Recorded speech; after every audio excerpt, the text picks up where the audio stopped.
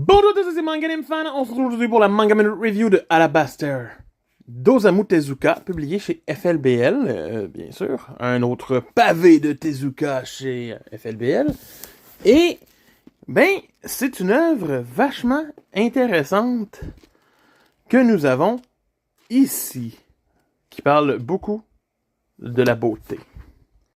Je vous dis que ça parle de la beauté, puis vous regardez la cover, vous dites « Ouais, non. » Je suis comme « Ouais, ok, je suis d'accord avec vous. » C'est l'histoire de qui? C'est l'histoire de James Block, qui est sans cover.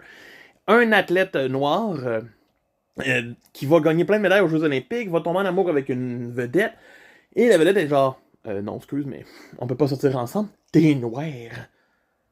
Puis là, il est comme ok. Puis là, il essaie de la tuer. Puis là, il se ramasse en prison. Puis en prison, il se fait donner comme accès à un gun qui va le rendre invisible. Mais pas vraiment invisible, parce qu'on va voir quand même ses veines et tout. Fait qu'il devient juste ça.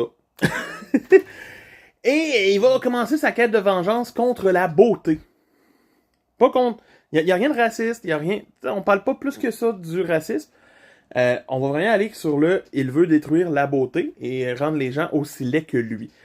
Il va faire équipe avec une jeune fille qui avait été... Sa mère avait été touchée par le gun invisible. Et donc, elle est invisible, Amy. Donc, elle doit se pouponner pour exister et tout. On la rencontre jeune, on va suivre ses péripéties à elle. Elle va se faire traîner d'un bord puis de l'autre, tout le temps dans des mauvais choix qu'elle ne fera pas vraiment d'elle-même. Jusqu'à la fin où elle va faire son seul choix à la toute fin de l'œuvre.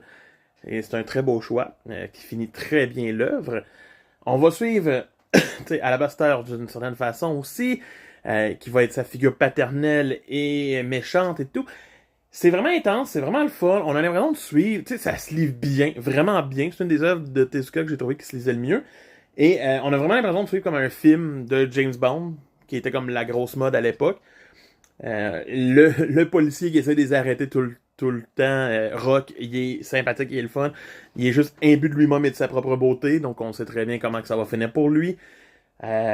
Tous les personnages ont un petit quelque chose. C'est vraiment apprécié. J'aime toujours autant lire du Tezuka. Cette œuvre méritait que je la lise. C'est pas la meilleure de Tezuka, mais c'est pas la pire non plus. Toi, si tu l'as lu, qu'est-ce que t'en as pensé? Sinon, laisse-toi tenter, lis-la. Dis-moi ce que t'en penses. Laisse un pouce puis abonne-toi. Bye!